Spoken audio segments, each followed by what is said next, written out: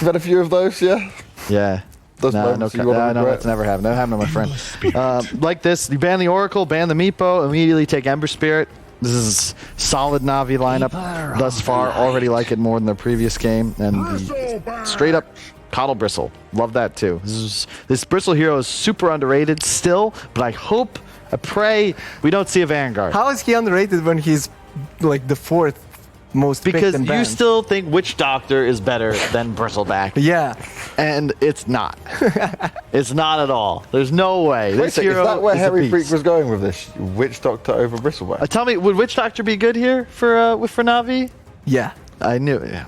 Yeah. I don't Go even for know if Witch he's even Doctor. trolling at this point or if he's serious. No, I really like the Witch Doctor. Like, you have to play it. Did you play the Witch Doctor? No? Okay. Yes. No, did you play him any time recently? No. Okay, it really feels good when you're playing Witch Doctor inside of a game. So you really need to play it to actually feel how good it is. So Kyle, please play it, and then we can talk tomorrow. Sure. I would, but I'm too busy gaining MMR, playing mid. I don't want to throw any of it away. I'm really trying to get 8K, because then I can say I have more than Blitz without having to spam Storm either. Shots fired. Just a few. Well, to be fair, getting MMR with Storm is actually pretty impressive nowadays, because that hero is just not fun to play. People constantly counter-picking you. I've been watching Cancel stream, though. He's been grinding, already up to 9K plus. What was nice is at Birmingham with Blitz, he was doing some 1v1s, and literally no one could even take him down. Like, he could have sat there all day. He was not going to be losing. Dude, I lost. Did you? I got poached. There's this guy, some like 8.5K MMR player. Oh, Canceled. okay. Yeah, because I was also playing for money, so I ended up losing Ooh. $40 total. I think I lost twice. Damn. See? Because it's more fun if there's like $20 on the line, Definitely. right? But I did not expect to lose money. I had to take out a loan from a fan. Let's get back into the draft. Like, we don't. I'd play Kyle for money. I think. Yeah. If he wasn't donating MMR to me, I'd be in a problem. Like, I lost all my games, then I go in with Kyle, and he lets me win the game. This You is should queue perfect. tonight after you get home. We'll see how it goes. Sure. I won my last 9.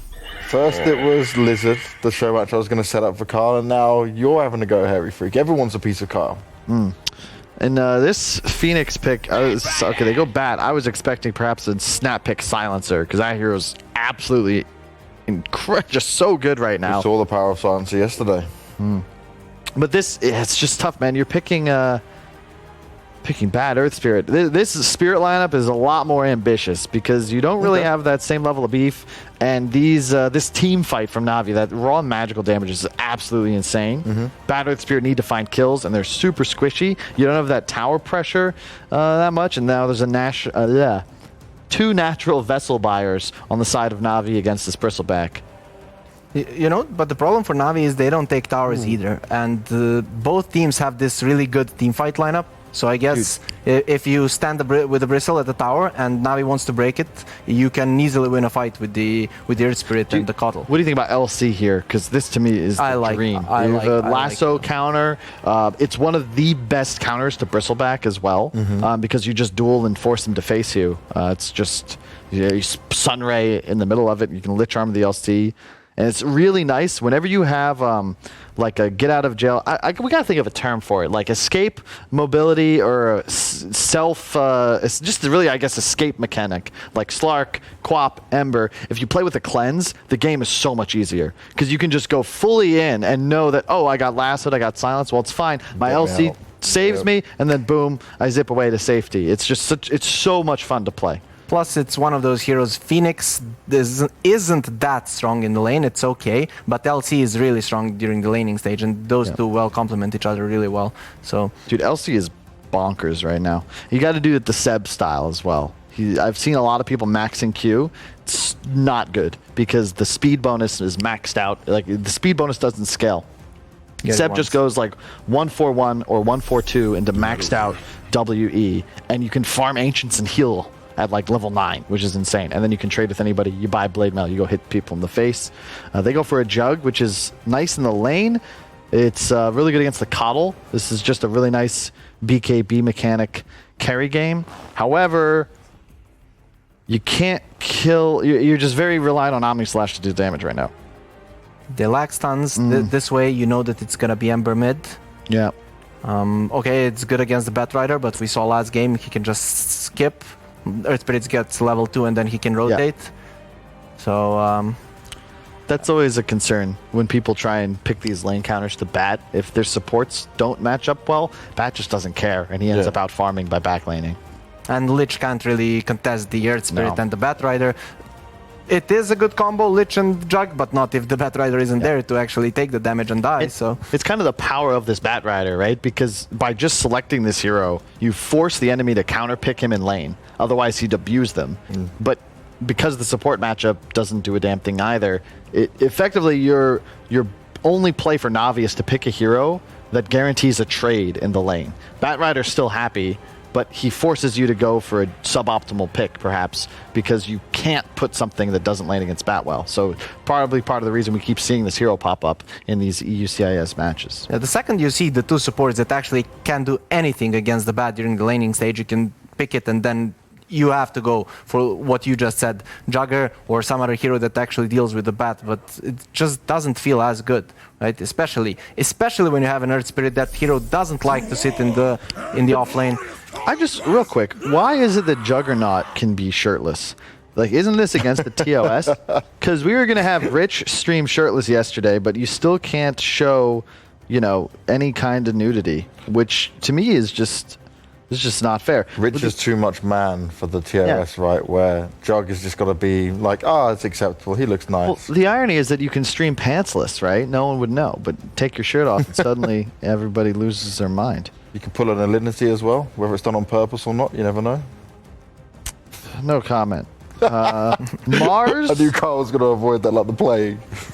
This team fight from NaVi is pretty insane. I feel like there might be a gotcha pick coming in from Spirit. Otherwise, I'm a little concerned for them. Like, just think about the raw ability damage on this NaVi squad right now. The amount of team fight and control on top of it. I mean, they definitely needed something to protect the egg. They had nothing, right? Though on the other side, Spirit doesn't have anything to kill the egg. Is the Huskar in the pool? I feel like Huskar would destroy mid. Yep. He's solid against the egg. He goes for an early halberd, which can help against the Juggernaut. Usually doesn't die against these heroes. They're all like overtime damage, so they can't really kill him. You could still silencer, but I'm not a huge fan of it. I love the CIS silencer, though. Always looks great. Iceberg dominated yesterday on the hero. Why are you not a fan of it? It doesn't seem as bad here. It just... it makes the lineup pretty squishy. You're kind of all dependent on the bristle. And a really cool interaction with the Mars and the Phoenix is that if the egg is inside of the arena, no attacks from outside of the arena can hit the egg. Yeah. So you just kind of can't fight. So the team fight's certainly there for NaVi, though I'm a little concerned, again, that the supports are a bit squishy. If this Bat gets ahead, they might just start chain feeding and be forced to follow cores around the map to stay alive.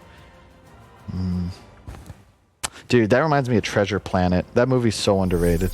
Morph. Ooh. Noah? Okay, never mind. No, I didn't watch it. There's at least 10 people watching this that know what I mean, and they're like, yes, that was 10 my childhood people out of too. all the thousands. Yeah, this is a really cool pick. There's no real morph counter. There is a couple natural vessel buyers, but this to me is what they wanted because it's both a win condition and a durable hero that could potentially frontline. I really like this morph pick. You like it? Yeah. I don't know. Like Jug, if he goes Manta Diffusal, and plus we have a Vessel on the Ember, plus Mars is a relatively aggressive offlaner. I feel like they can shut. Oh, it's a mid Morphling though. Against an Ember. Okay, then that could definitely work. I can see it working. The only problem is, again, that I'm seeing is he's not going to have a BKB anytime soon. He's going to be against an Ember who has a Vessel and against the potential Juggernaut with the Manta Diffusal, which really destroys the Morphling as a hero. So I can't say I'm a fan, but I can see it working. All right, which way are you going, boys, before we get into this game?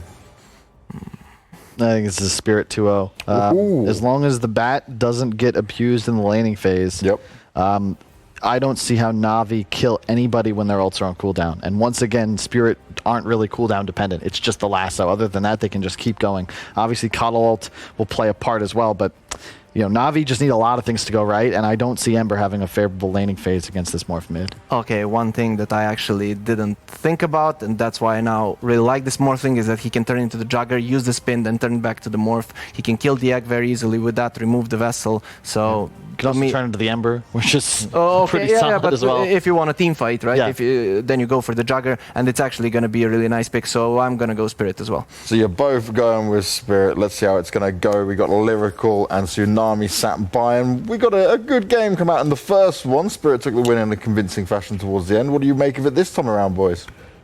Well, first of all, shout out to Treasure Planet. Oh, Kyle, you never spoke something so true in your life. Thank you, it's a Lyrical. beautiful one, but no problem. Yeah, I'm loving it. Team Spirit looking good. Immersion Earth Spirit. Enough said. Neil, what about you? Dude, you don't even need to say it. You just look at that little Aegis above his portrait. This is a level 25 Earth Spirit. I got no concerns whatsoever. And obviously, based off the rest of the draft, I do seem to see some holes in what Na'Vi are capable of. Thankfully, as much as they are cooldown dependent, they can kind of stagger their more important cooldowns. Like, you don't need to blow the Chain Frost, the Supernova, and the Arena, and the Omni Slash every single fight. I think maybe for the first 20-25 minutes, you can probably use 2 of those ultimates and win most fights, assuming that the Bristleback isn't massive. And so a lot is going to be on the shoulders of Dyrachyo, which, if he's going to be able to replicate that Ricky performance in game 1, I have minimal concerns for Team Spirit in this game too. All right, sounds good. Shout out to the panel for you guys taking care of business. We got some people that are chatting onto the map already. They're sort of writing things out. I didn't quite catch what that was. Like a Nox at the end. Is my man speaking Latin or something like that? Maybe. I mean, it's just, Knoxville. They need some stats to figure out how quickly can we win this game. Yeah, Immersion Earth Spirit. So this guy, I think, rose to prominence on this hero. Watch out for him to see what he can do. As far as rotations mid, though, Ember Spirit's somewhat of a gankable hero, but with a Morphlane, that might be a little bit tough to make work. So we'll see if he makes those type of moves or if he just wants to farm up, maybe pull the wave back behind the tower, since Juggernaut, Crystallize should have a really good time against the Batrider naturally.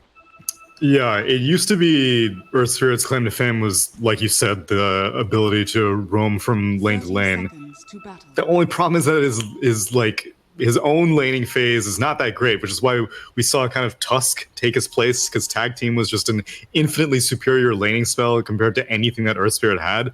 But for one thing, player comfort is very, very important in matches like this, and Immersion is clearly very comfortable on Earth Spirit. And in addition to that, there are some things that an Earth Spirit can offer that a Tusk wouldn't. In this case, I think the Silence is going to be very, very valuable against these heroes like Phoenix or Juggernaut, who really need to be able to get their combinations off.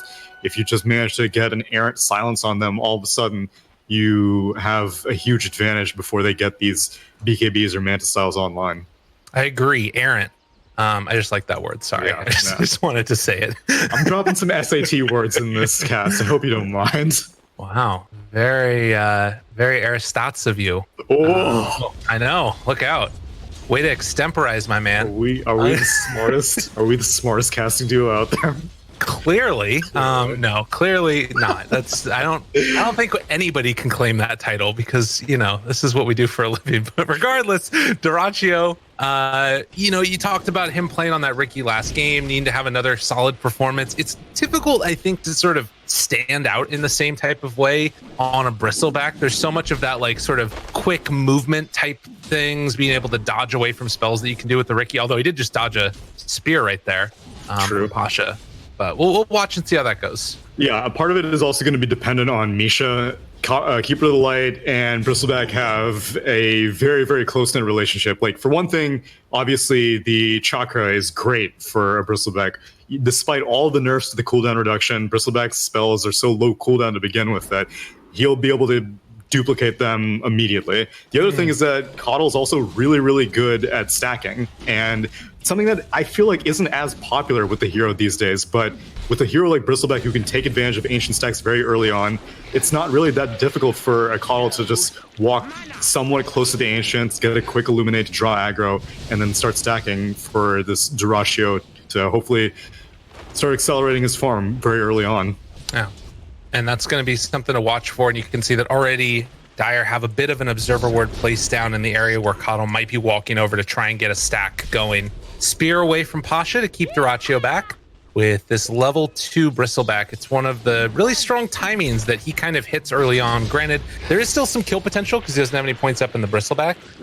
But with, you know, NaVi being so low level, it's unlikely that Dyrachyo is going to overextend right there. Top lane, haven't talked about it too much, but Afterlife already trying to pull the wave around. Is going to tank through a little bit of damage there. Immersion sort of nearby as well, and he unfortunately is going to draw the aggro of one of these range creeps.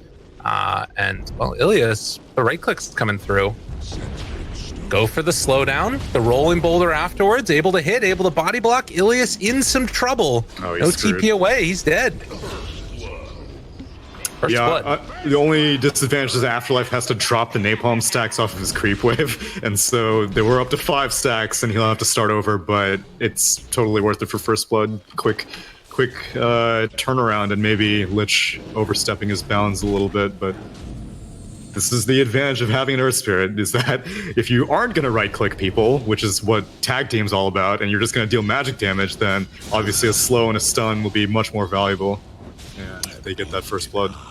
Another TP away from Slayer. Back to the tier 1 tower. Is going to need to just heal back up with his tangos for the moment. Dude, that's like 180 gold down the drain just like that. You're not wrong. That one hurts. But he starts with 3 of them. You know, he doesn't have to buy them for a little bit still.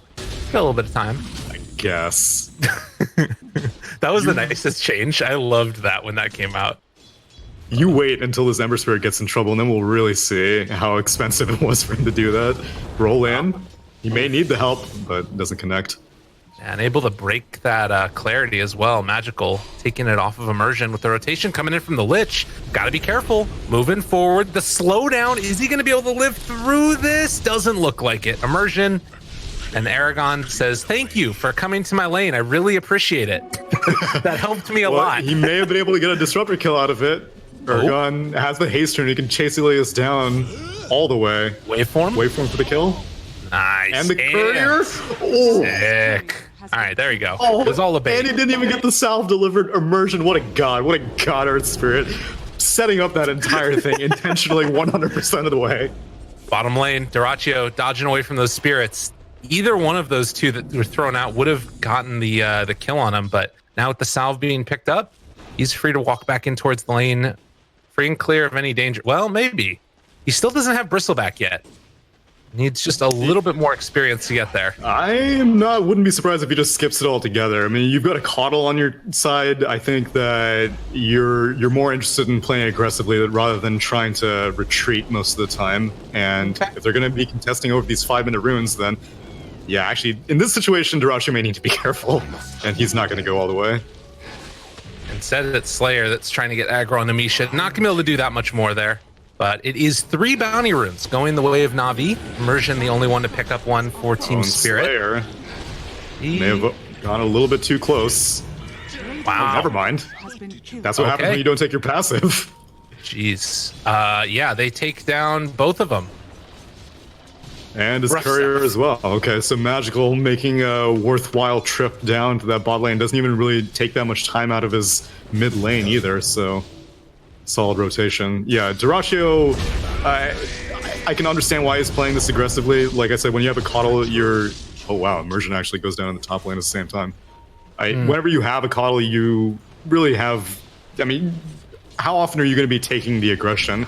But against this Phoenix who can get out of nearly every situation with the Icarus dive, and the Mars who rolled out of the base with a full magic wand, it's kind of difficult to assert dominance this early on. Yeah. Well, and it sort of speaks to the issue of this. I mean, I feel like I've seen it so many times over the past little while. Like, it was Raven that was doing it pretty consistently in Southeast Asia, where your Bristleback goes like 1-2. Are they gonna be able to find this kill? Magical, right-clicked, does go down. Okay. But it's like you go this 1-2-0 build, and then the enemy team is almost always able to make some type of an aggressive play on them as Batrider goes down. But Team Spirit, you're going to try and pressure this tier 1 tower mid, and should be able to do a nice chunk of damage to it. If Aragon wants to take through this, super easy for the Morph. Yeah, his next creep wave's coming, but they don't have the glyph to keep the siege creep alive, unfortunately, so it'll go down. But they buy a little bit of damage while that Ember Spirit was dead. And yeah, wow, this top lane, I mean, Jug Lich is like one of the, like I said, we had seen the potential for the Oracle plus the Riki. It's these heroes that can quickly get on enemies and have the support that puts some sort of buff on them. In this case, it's going to be the Blade Fury plus the Frost Shield. Like, there's really nothing you can do against that. Yeah, it's really tough. And I mean, even for Earth Spirit, normally this hero that's capable of you know, rolling out of trouble can't kick away the Jug, can't roll away because he just runs in front of your roll. Yeah, it's not great. No. I feel like it'd be a cool change for Earth Spirit if you could somehow make it so that it doesn't show which way you're going to roll, so that way you could get some like outplay potential. Feels like it'd be a cool buff for him. It would be a super valuable buff, actually. Yeah. Granted, most of the time you can tell the direction because he'll put a rock there and you'll be like, okay, that's where you want to go. Yeah. Oh. Imagine campaigning for Earth Spirit buffs. Another 2020 is a brave new roll-in. world. Fear, catch on to a couple, but they can't stop it. No chance for saving Dyrachyo. Well, I think that the chances of him having a Riki-like performance from last game have gone out the window a little bit. This is looking a little rough for the Bristle. Yeah, and there's only one stack of Ancients, and Dire already has a Cliff Ward posted up to be able to keep track of it, so even his comeback potential is kind of minimized right now. Absolutely. Absolutely. Roll back and away, does not want to get caught in a bad position there. And the full encapsulation of pain as Immersion is going to lose his courier, and he is going to lose his life afterwards. NaVi are playing a different game of Dota than we saw in game number 1. They are killing it. This Mars is crushing. He's 500 net worth ahead of the Bristleback. So even though like he's been this aggressive, he hasn't even had to spend that much on regen. He's just been parked himself down in that bot lane and now has no issues whatsoever. And the Lich can rotate because freaking Jug is also 4k net worth right now. Crystallize barely needs any help. He's level 8, has the Omni Slash available if he wants to go aggressive on someone. And actually the Bat Rider is just going to leave the lane. In the meantime, though, Aragon, since the Ember Spirit left that mid lane, does manage to take down the tier 1 tower. So that's actually a pretty big win right there for Team Spirit. They don't lose their bottom tier 1 tower. Afterlife made the move down there. They end up taking another tier 1 tower. I don't know how they actually were able to get away with that. Seems like there's an immense amount of focus put down on this bot lane as if they're waiting for the Bristleback to come back. Now Crystallize joins the fray, and Afterlife tried to escape the Juggernaut, but it's not going to be so lucky. Nah, the spear is going to be the final connection. Don't even need to use the Omni Slash. They're going to have that for the next engagement if they feel so inclined. And in the meantime, NaVi going to pressure and take down this tier 1 tower. We'll see if they can get a return take by Team Spirit up top maybe. Dyrachyo's up here on the Bristleback, but all alone. And Misha, in the meantime, comes over, able to take out the outpost. They're going to get both of them. Yeah, smart movement. Being able to see that many Dire heroes committed, and the timing's just right to be able to steal the outpost, and they're going to get 3 of the bounty runes as Immersion steals one of the Dire ones. Oh, that's real big. I mean, they needed that little injection of experience, because right now, like, Earth Spirit's level 3, lowest level in the game, and just needs a little bit of time for himself, I think, just to get online a little bit. A little bit of time for himself, or a little bit of time following the Bristleback around, who really just wants the gold right now. NaVi has definitely confirmed that there is just 1 stack of Ancients up, but doesn't really seem like it's worth it to contest it as Urgon starts taking them. Doesn't know that he's in vision, though. Run away. He's going to back up. Crystal is itching to use this Omni Slash, and they will lose their stack. Just Omni Slash the Ancients. Do it, Crystallize. It's the only answer. The ultimate flex. I just need to farm faster. Yeah. Poor Morphling. I think he might have caught sight of Pasha there, and if he walks back up this hill, he is probably just going to die. But on the bright side, he got some of the experience, so it could be worse. That's in fact, true. I think he got all of the experience. I think he was just barely in range of it. Okay. Well, that's pretty good for Aragon. So 1,000 gold lead right now, 3-8 as the Morphling walks back uphill. This entire jungle is warded, but nobody from NaVi is really in a great position to contest as Slayer going on to Afterlife. No more Firefly for 12 seconds, and he's just going to die also. So a great couple of movements from NaVi. They steal the Ancient stack. They kill off the Bat Rider. They're kind of just running over him a little bit. Yeah, now they're all grouped up mid. I imagine Crystallites will probably reconnect with them if they want to try to contest the Radiant tier 1 mid tower, because right now they have basically nothing to be afraid of until Bristleback decides to enter the game, which he kind of can now. He's got the Vanguard completed, so the hardest part, which is kind of crazy to say that a Bristleback's hardest part was the laning phase, but that hardest part is over now, so he should be able to stay pretty confident into fights, but I imagine he's not really going to do anything until the hood is completed as well, just to mitigate all the Ember damage, the potential Chain Frost that will eventually come out. Ilias is still level 5, but it won't be but a matter of time until he has that Chain Frost online. So, Neil, we have to have NaVi win this game now because while we've been casting, and the reason I think that I had so much trouble getting back into the game is because there's a new patch that came out. Oh. While we've literally been casting 6.2 or 7.26B.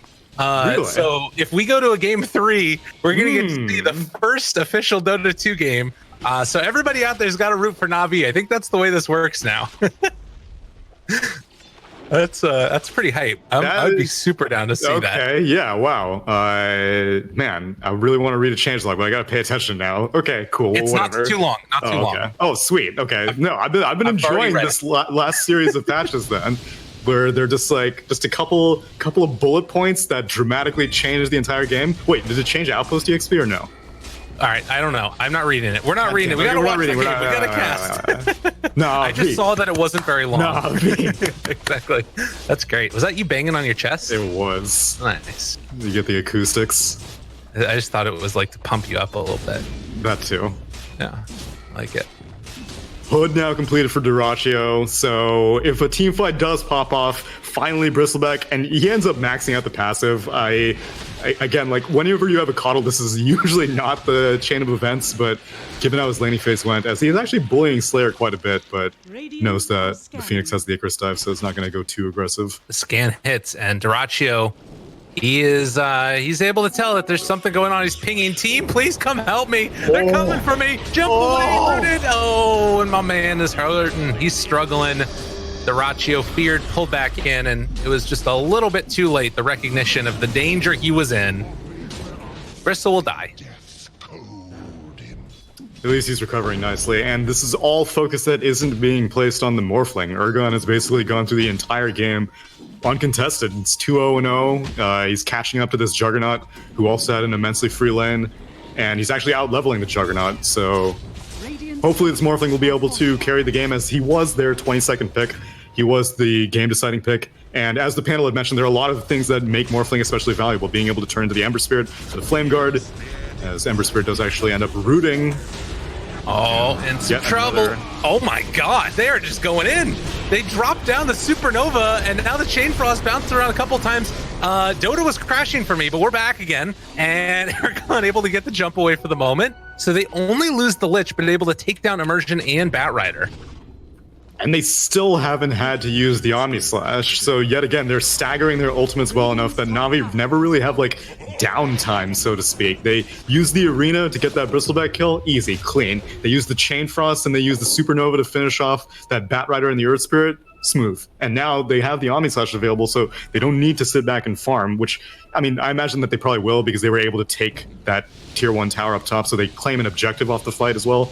But NaVi are just playing so systematically that it's not really giving Spirit an opening to get back into the game, which, I mean, Afterlife has yet again gone for the BOT rush, and I don't think we've seen like a single last out this entire game yet.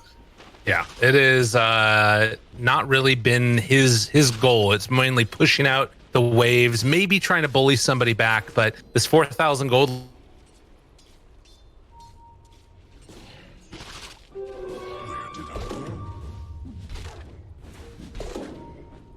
Did you disappear on me again, Lyrical? Oh no.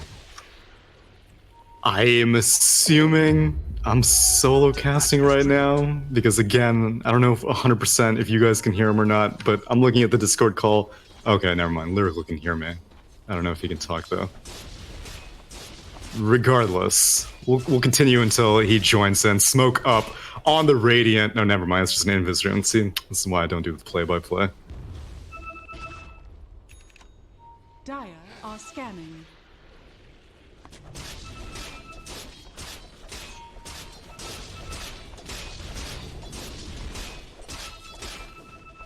And they're moving up. Sleight of Fist to scout out if anyone's in the trees. And Spirit is just not in a position to be able to contest this. Root up onto Duraccio.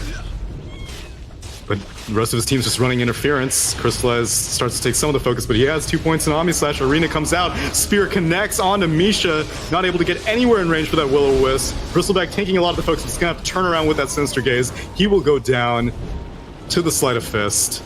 More hot pursuit to catch out Afterlife. Another Slide Chains. The Butt Spear bulwarked into the trees. Pasha trying to escape now. Has the God's Rebuke. Pushes back the Bristleback.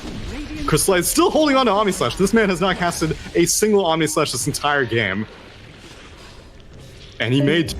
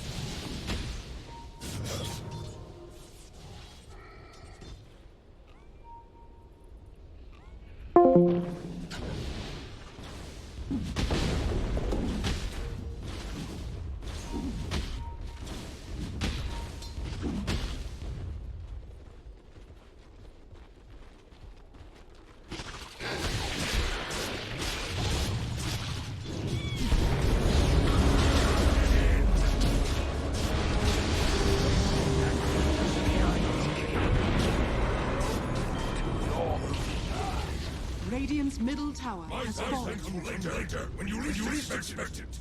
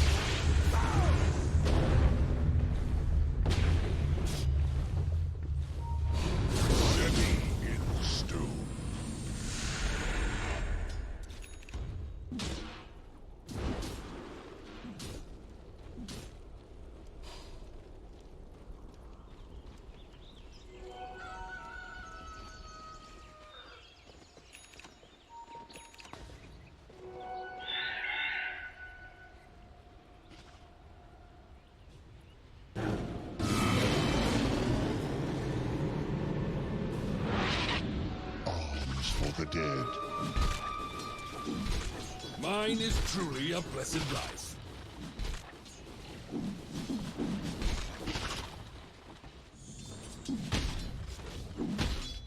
Please tell me. I'm just going to assume that you guys can hear me and that all is good in this world as NaVi. Look, I'm just going to pretend that nothing has happened. Literally nothing has happened. Let's see. 1, 2, 3. My man. I'm going to add a Neil to this one. Hopefully that works. So 6,000 goal lead, and it's 7-19. I believe that we do have a little bit of a hiccup here on Discord's end of things. Hopefully that is going to be resolved in just a second here. Let me double check this.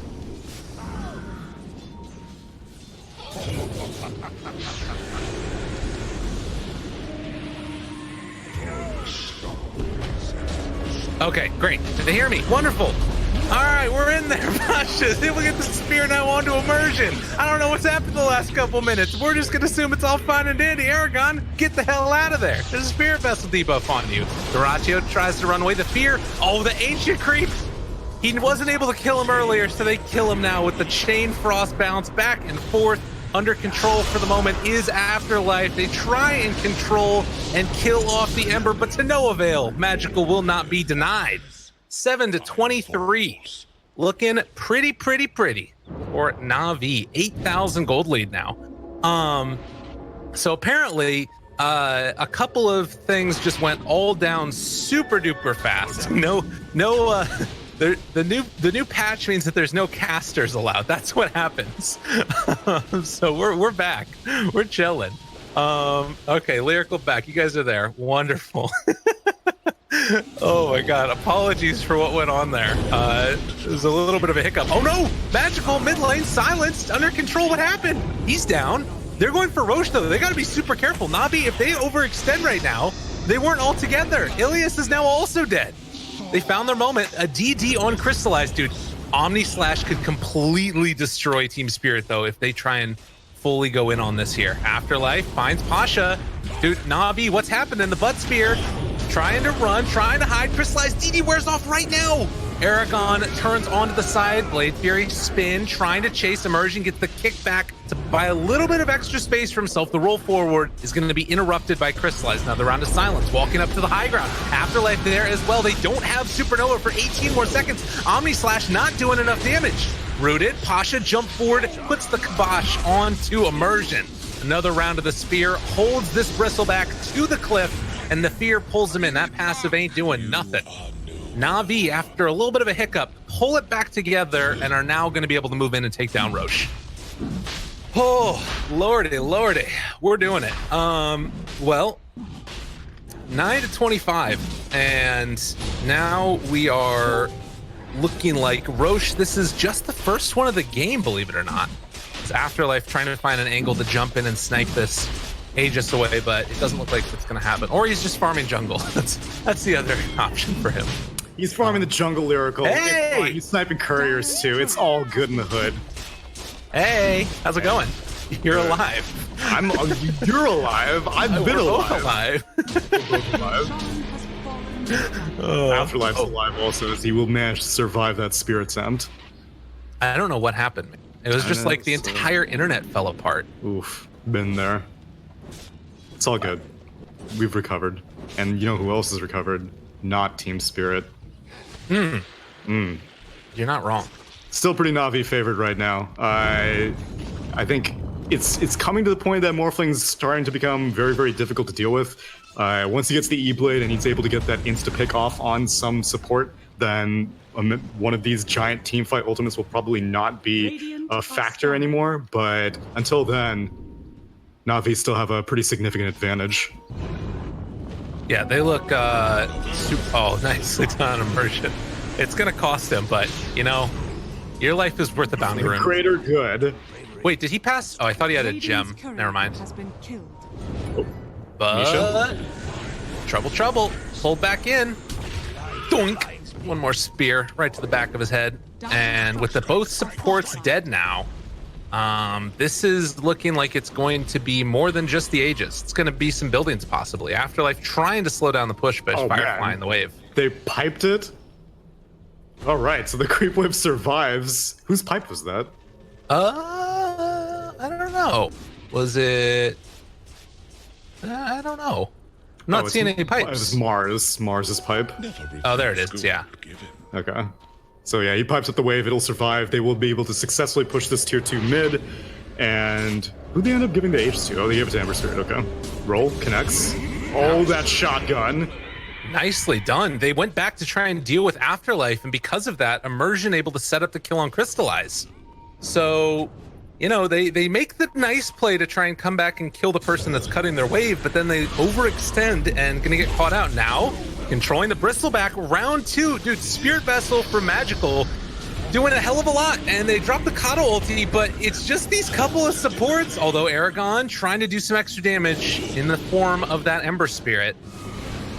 Root connecting onto Misha, moving forward, Magical chasing. Oh god, that Sunray. It just, magical beam of death. No, it was Slayer's beam of death.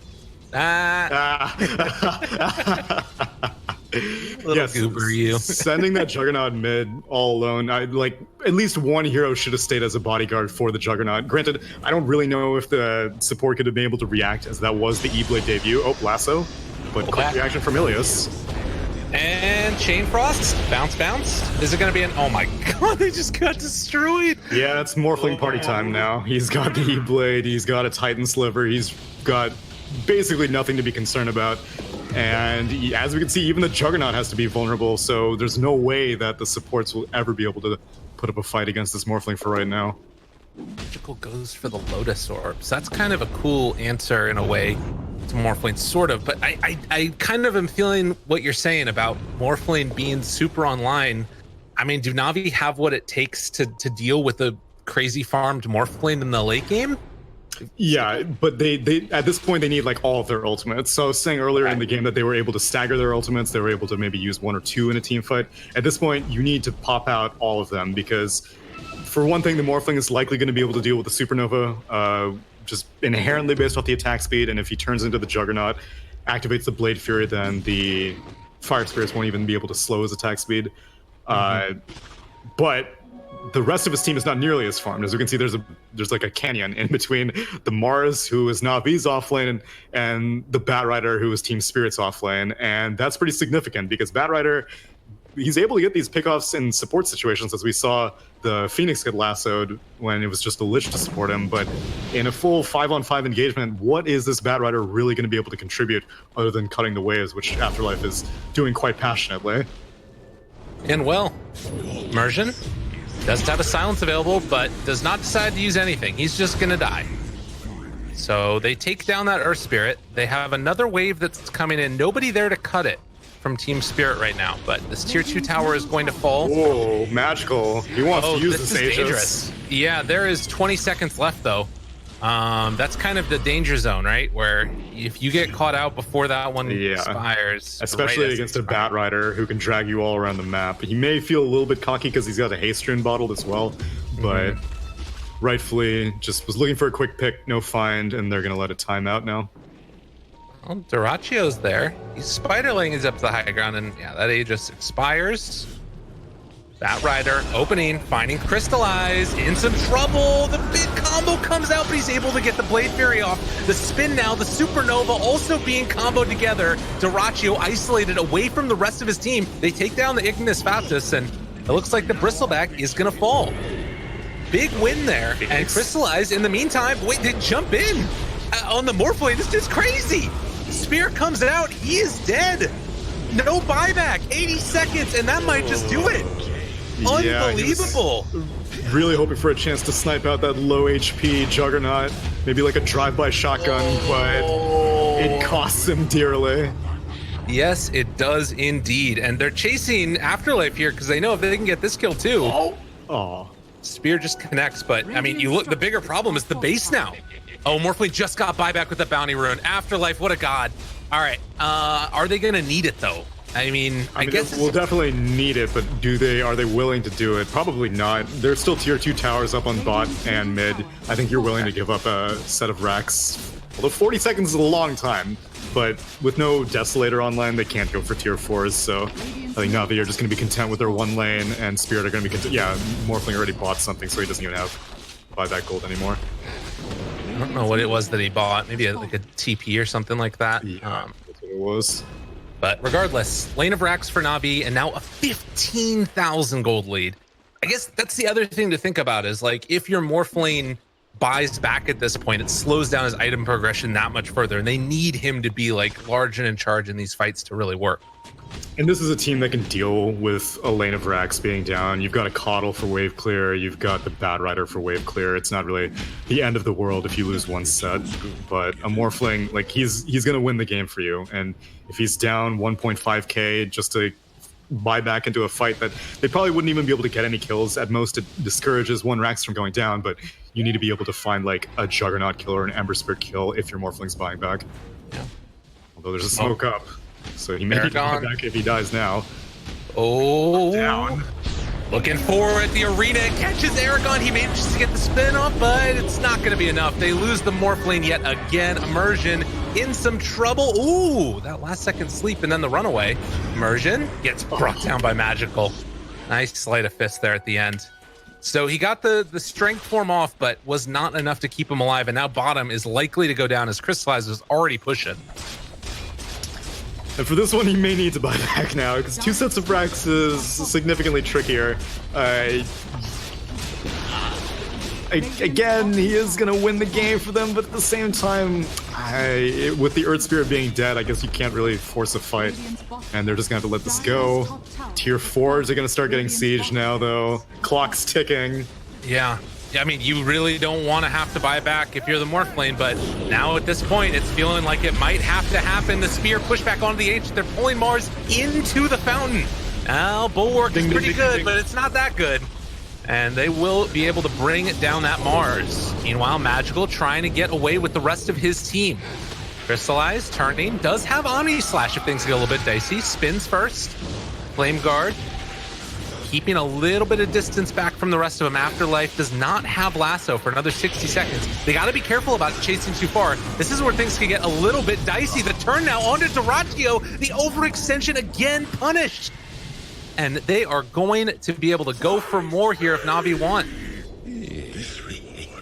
Yeah, I think they're going to wait until the next Roche. It's kind of a long respawn and won't be back for another minute now. The courier is parked over it, so Jug will be aware whenever it does respawn, but this Bristleback is looking paper compared to what Bristlebacks traditionally look like. The Spirit Vessel is just mitigating so much of his HP regen, and as nice of a neutral item as Spirit Legs is, sometimes I guess it's kind of bringing him in too deep where the rest of his team can't follow up. Like, the Morphling was hot in pursuit, but was not able to quickly finish off that Ember Spirit, who was, I mean, he was super slowed with all the viscous nasal goo, but with the Aghanims, Remnants, Magical's just always able to maintain that slight gap. Double smoke, rarely seen but much appreciated, into immediately broken by Crystallize. So they are, that's a little unfortunate there. As Aragon spotted. This Scotty has been doing so much work with the Spirit Vessel combo together. It's like, oh. That's part of what brought Bristol back down. Bristol shows up. And it looks like they're just going to try and go for the wraparound. Oh, Invis, Pasha there, spear catching, and, well, they're not even going to get a chance. They don't even have an opportunity to fight. GG called. That's it. Don't even need the second Roche. It was too far gone. This so we were emphasizing the importance of Duraccio's Bristleback getting a early snowballing lead.